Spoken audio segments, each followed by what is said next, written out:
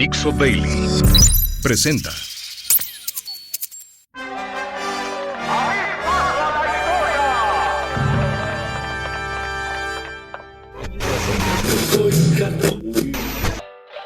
Damas y caballeros, aquí se platican historias, Anécdotas y efemérides. Porque jamás la historia se atrevió a tanto. Con Alejandro Rosas. Esto es Porque jamás la historia se atrevió a tanto. Y aquí estamos, como todas las semanas, mi queridísimo productor Albornoz y su servilleta, y les traemos muchas historias, anécdotas, curiosidades, datos por aquí y por allá, porque lo importante es, como siempre, divertirnos, relajarnos, citar a los Simpson y a ver cuánta cosa se nos ocurre. Y pues vamos a empezar directo. Hoy ni canto, no hay música para iniciar. Seguramente mi productor pondrá algo que venga al caso, por ejemplo, con la llegada del hombre a la luna.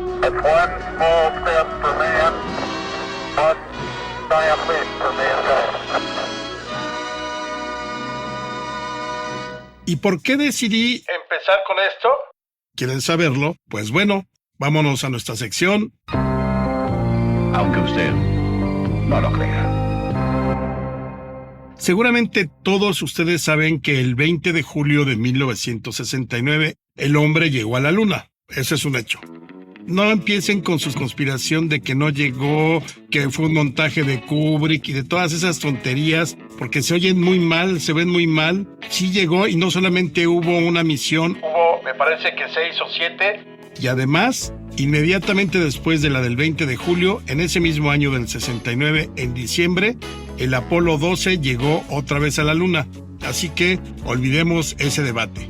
Pero bueno, todo el mundo también sabe de aquella famosa frase de "Este es un pequeño paso para el hombre, pero un gran salto para la humanidad". Y aquí en México, desde luego, hubo una transmisión muy importante. Fue Jacobo Zabludovsky quien se encargó de narrar el momento en que fue lanzado el Saturno V, ese 16 de julio de 1969, y ya ven que le gustaba medio romantizar y ser poeta. Preguntó al aire, parafraseando a Amado Nervo, ¿quién será en un futuro no lejano el Cristóbal Colón de algún planeta? Esta es la Tierra, vista desde la cápsula Apolo número 11. Escuchemos desde la superficie de la Luna. Se dijo fácil. El primer ser humano ha puesto su pie sobre la superficie lunar. Detenga usted su reloj si lo desea conservar como recuerdo de ese momento.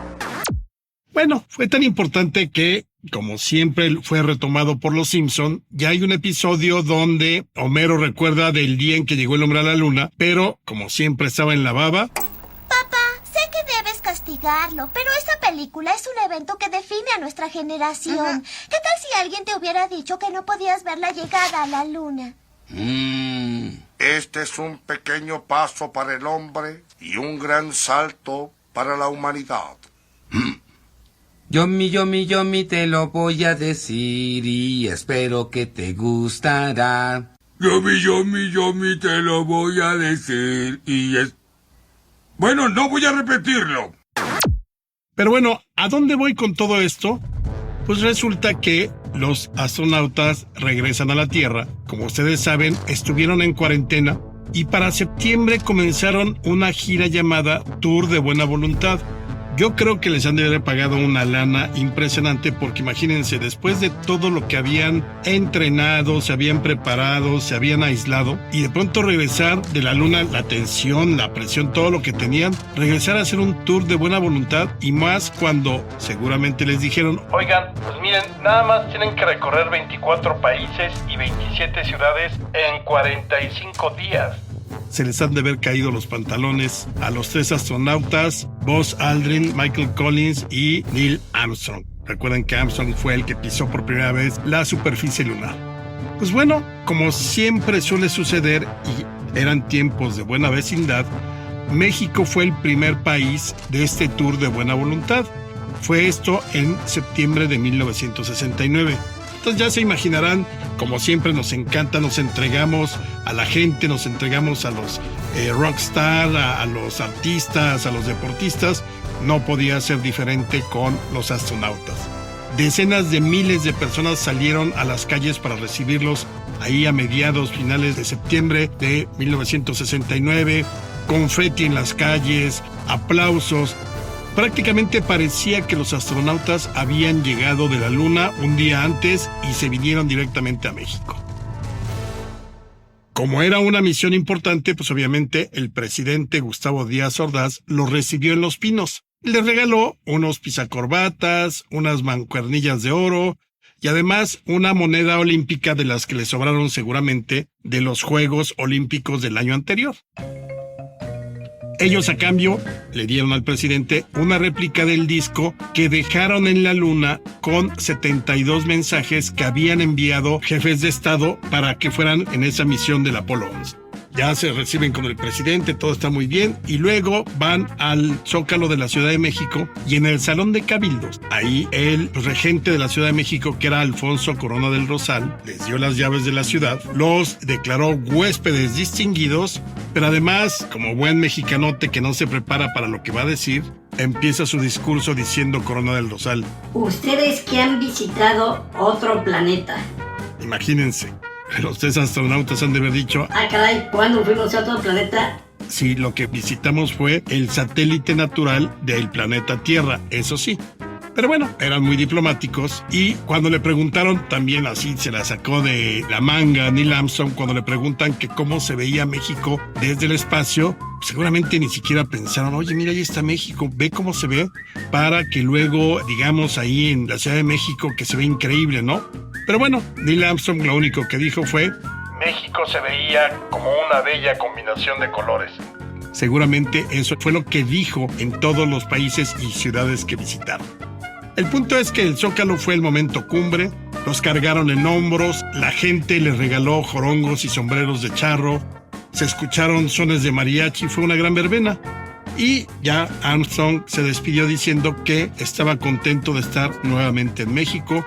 Era su segunda vez porque había decidido, cuando se casó 15 años antes, que su luna de miel querían pasarla en Acapulco, aquí en la hermosa República Mexicana, que desde el espacio se veía en una bella combinación de colores. Así que, cuando la luna se pone re grandota, etcétera.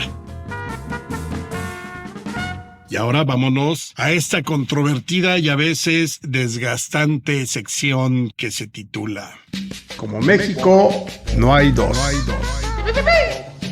Gracias a Dios. Estamos en 1925. ¿Por qué no fundamos nuestra propia Iglesia Católica Apostólica, pero eso sí, muy mexicana?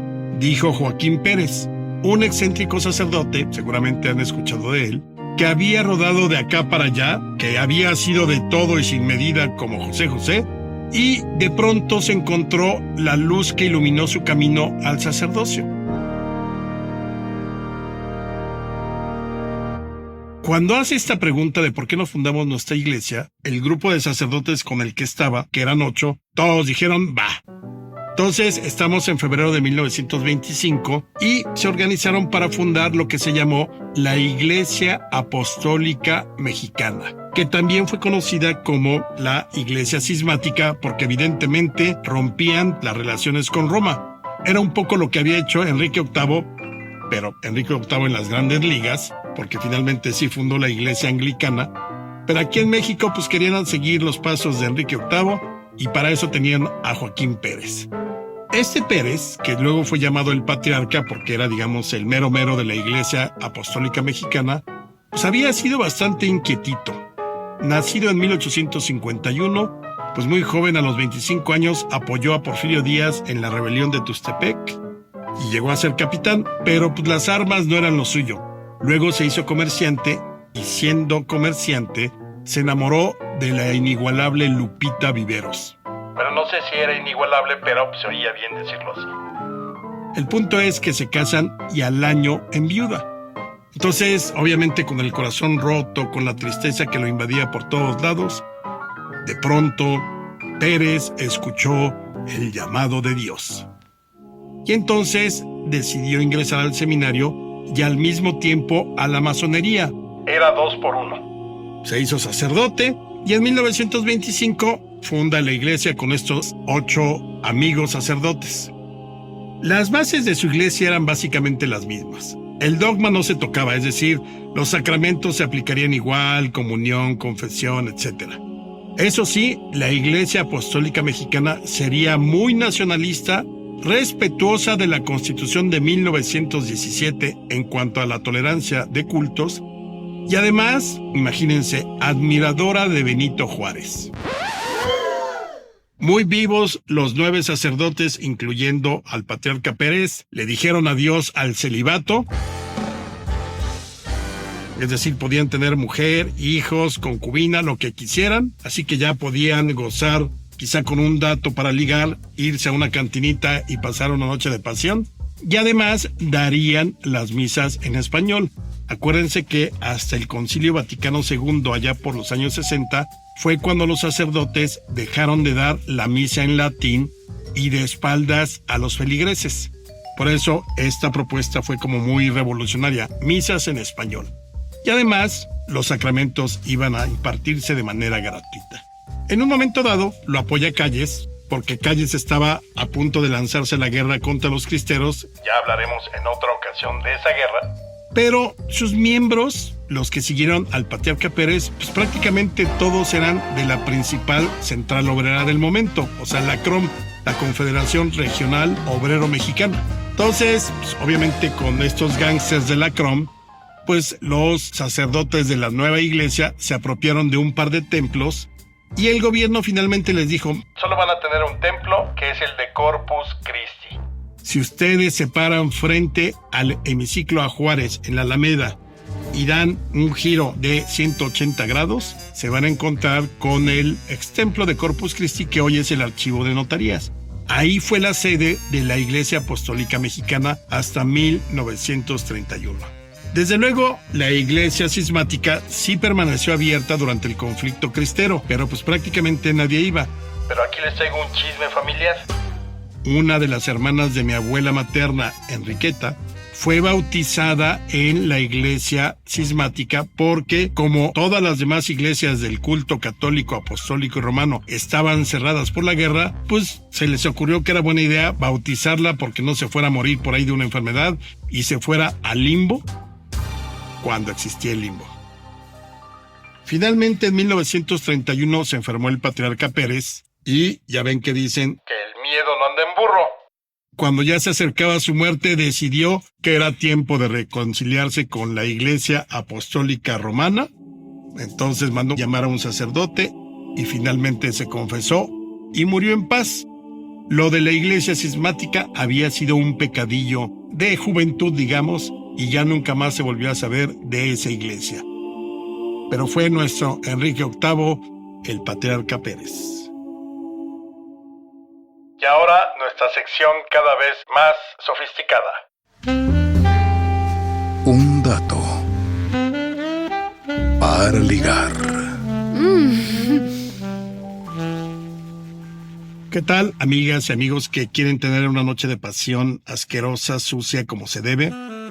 Que nada más quieren una relación fugaz de unas horas, que nada más quieren entregarse al vicio, al alcohol y al sexo. Pues esta es su sección preferida y la mejor para tratar de que con un dato histórico terminen en una verdadera noche lujuriosa. Hoy se preparan como siempre. Por favor, ya evitemos esto. Ya saben que se tienen que rasurar de arriba a abajo o de arriba y abajo. Se tienen que lavar, bañar, bien perfumados, muy bien presentados. Se van a su bar favorito, piden una bebida, la que quieran. Incluso si no quieren beber alcohol, no beban. Muchas veces es mejor no beber porque luego, cuando uno bebe, los físicos se distorsionan. Creo que es una ley de Newton de la que nunca se habló, pero todo cuerpo se ve de un modo distinto una vez que se toma alcohol. Así que ténganlo presente. Pero bueno, con alcohol o sin él, ustedes detectan a su prospecta o prospecto de esta noche, se acercan, sacan su teléfono celular y lo ponen muy cerca de la persona que les gusta. Y entonces lo toman en la mano, la ven a los ojos y le dicen: ¿sabías que la primera llamada telefónica del país fue el 15 de marzo de 1878 y fue hecha desde la Ciudad de México hasta el pueblo de Tlalpan. Entonces, obviamente, la prospecta o el prospecto se les va a quedar viendo con cara de ¿qué? ¿De qué me estás hablando? Y entonces ustedes repiten la idea con calma y dicen, nada más quería compartirte este dato porque creo que te puede llamar la atención. Ya ves que hoy la mayor parte de la gente ya tiene teléfonos celulares, pero en aquellos tiempos apenas comenzaban. Es decir, estamos hablando de hace casi 130 años. O sea, no es nada. Y ahí nació el teléfono. Pero bueno, déjame seguirte contando. Mientras tanto, digamos salud. 13 años después, en 1891, se estableció la Compañía Telefónica Mexicana y estaban sus oficinas, imagínate, en lo que hoy es el Palacio de Bellas Artes, cuando en ese momento pues todavía estaban los locales comerciales, una serie de tiendas que luego fueron demolidas para construir el Palacio de Bellas Artes.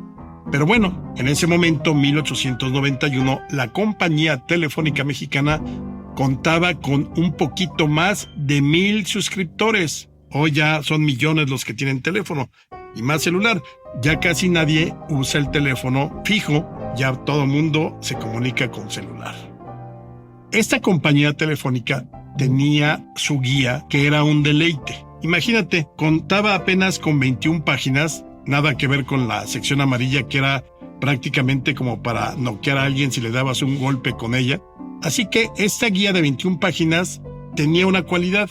Aparecían todos los números telefónicos de los suscriptores a la Compañía Telefónica Mexicana.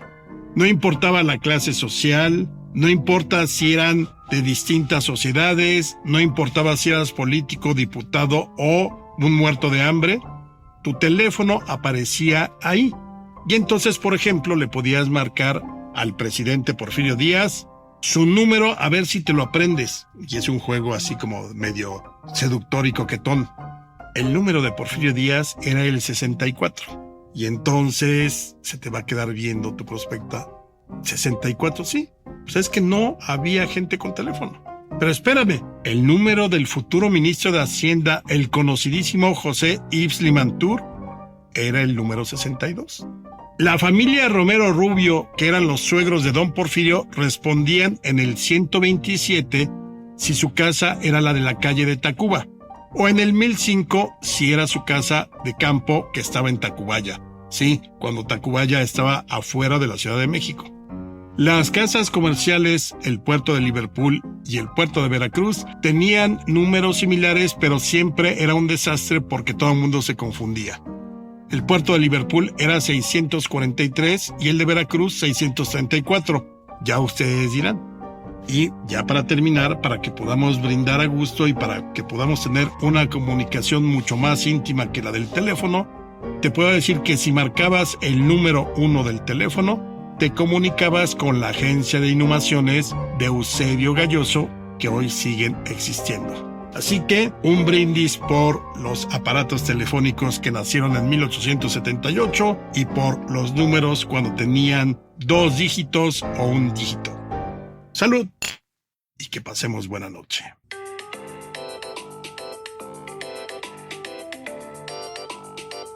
Y en nuestra nueva sección, Momentos que cambiaron al mundo, nos detenemos esta semana porque se cumplen 80 años del primer ataque nuclear en la historia de la humanidad. Sí, seguramente ustedes vieron la película de Oppenheimer y ahí pueden ver claramente cómo sucedió todo, cómo se fabricó, los genios que la construyeron y cómo al final todo el mundo sabía que la iban a dejar caer sobre seres humanos. Y así es la humanidad, así es de miserable, así es de terrible. Y no aprendemos nada, seguimos viendo este tipo de tragedias de destrucción y muerte por todos lados, pero en aquel entonces el nombre de la primera bomba atómica, pues hasta cierto punto era curiosito, por no decir tierno, era Little Boy, o sea, pequeño niño. La otra se llamaba Fat Man, o sea, hombre gordo. Bueno, ese 6 de agosto de 1945, exactamente en esta semana se cumplen 80 años, la bomba fue lanzada desde el avión que tenía el nombre de Enola Gay. Se cuenta que cuando el piloto y el copiloto supieron lo que habían hecho, uno de ellos dijo, Dios mío, ¿qué hemos hecho? Y que luego enloquecieron, pero son todas leyendas y mitos en los que no se sabe qué ocurrió. Nada más con el impacto. Cerca de las 8:15 de la mañana, hora de Hiroshima, murieron de golpe y porrazo entre 70,000 y 80,000 personas. Y en los siguientes días alcanzaron a ser el número de víctimas de 140,000. Y desde luego muchos de los sobrevivientes con el paso del tiempo tuvieron enfermedades mortales como cáncer, muchas cosas que se desarrollaron de manera extraña. Hubo un fenómeno, lo que se llamó ese día, ya por la tarde-noche, la lluvia negra. La gente, obviamente, por la cantidad de calor que había desatado la radiación, se estaba muriendo de sed, el calor era insoportable, la gente con la radiación se arrojaba al río para tratar de refrescarse, pero era lo peor que podían hacer. De pronto empieza a llover, pero no era una lluvia normal. Era una lluvia que estaba formada con cenizas, sustancias radiactivas y agua. Y obviamente la gente a la que le cayó la lluvia negra prácticamente enfermó. Y como en ese momento no sabían el daño que podían tener, mucha gente que estaba muriendo de sed abría la boca para que las gotas de la lluvia cayeran y pudieran refrescarse. Fue el peor error que pudieron hacer. El calor era insoportable y pues mucha gente enfermó. A estas personas que enfermaron por la lluvia negra se les llamó Hibakusha y fueron supervivientes que afortunadamente para ellos vivieron muchas décadas pero con secuelas. Entonces se formaron incluso movimientos sociales dentro de Japón para que les dieran seguro social, para que los cuidaran, medicinas y todo. Y todavía hoy en día hay gente que es superviviente todavía, desde luego ya muy ancianos, pero que muestran las secuelas de lo que fue ese primer bombardeo atómico sobre una parte de la humanidad. Si hoy entran a una página de internet a ver Hiroshima, seguramente se van a encontrar con la famosa cúpula de Genbaku, que era, digamos, el salón de exposiciones o el edificio de exposiciones más importante de Hiroshima, porque era una ciudad muy industriosa, y pues prácticamente quedó su estructura y que hoy se conserva como un símbolo de la paz y de lo que puede provocar la destrucción nuclear. Yo no quería dejar pasar este 80 aniversario porque prácticamente esto fue ayer y lo único que puedo decir porque jamás la historia se atrevió a tanto es que no hemos aprendido nada como la humanidad que somos. Creo que estamos destinados a la destrucción y ojalá caiga pronto un meteorito porque si no vamos a seguir destruyéndonos o con bombas atómicas o con cualquier otro tipo de armas. Y ahí está el ejemplo. Hiroshima, 6 de agosto de 1945. Y luego, por si no había quedado convencidos los japoneses, ahí les va la otra, el 9 de agosto de 1945 sobre Nagasaki. Y vámonos a despedir con una de las secciones que más me gusta. Bailar con la más fea.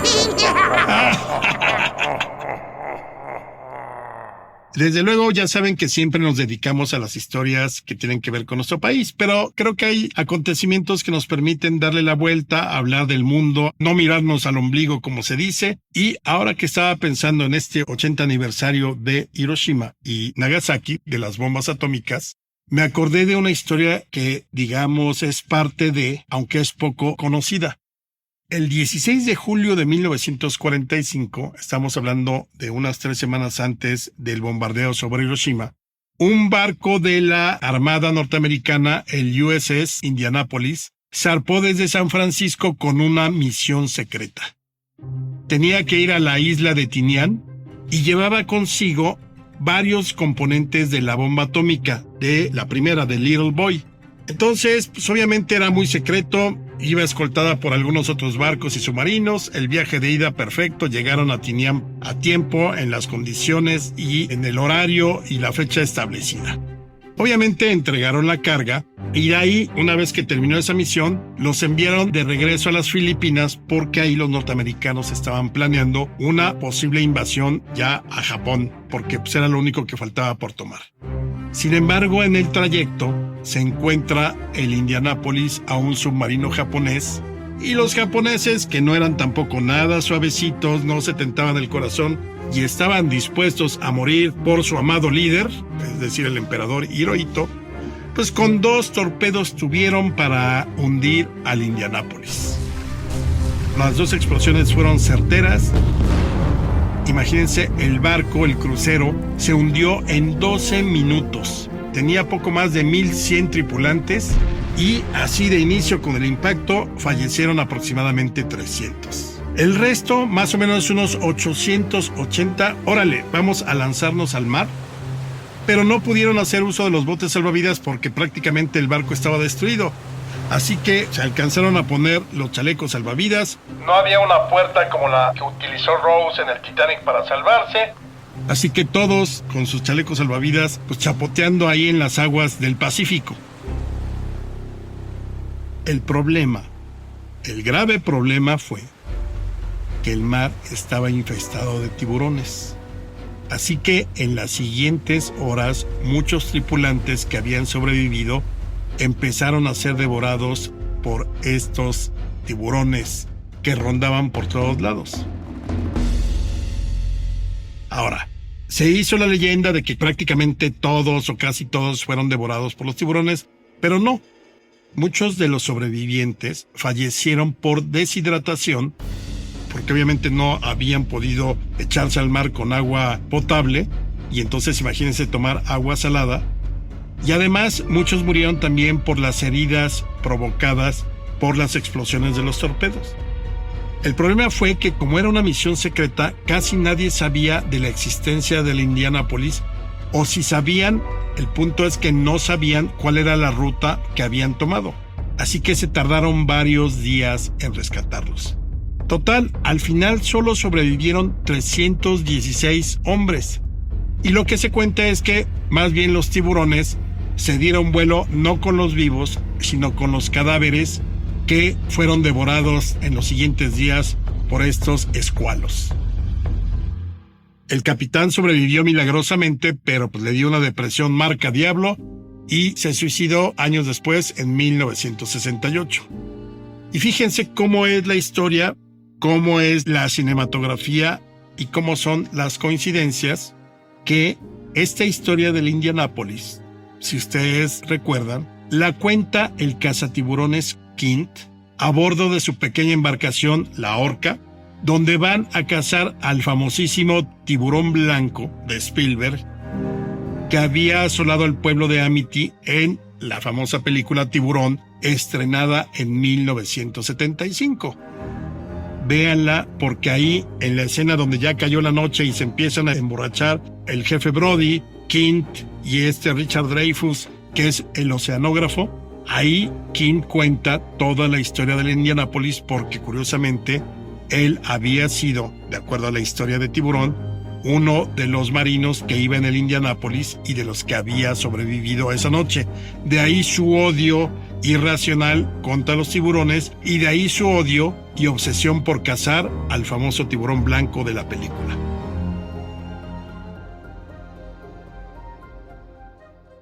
Esto fue Porque Jamás la Historia se atrevió a tanto. Sigan disfrutando de la historia y nos escuchamos aquí la próxima semana. Una producción de Dixo.